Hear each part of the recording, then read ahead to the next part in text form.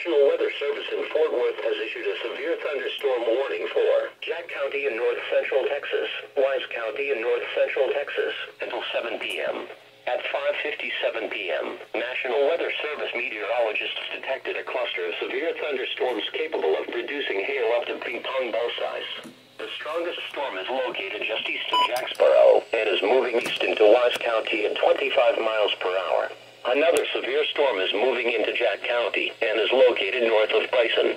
The severe thunderstorm will be near Bridgeport around 6:35 p.m., Cottontail around 6:40 p.m., Decatur and Boyd around 6:55 p.m. If you are caught outside, seek shelter in a strong building and stay inside, away from windows until the storm has passed.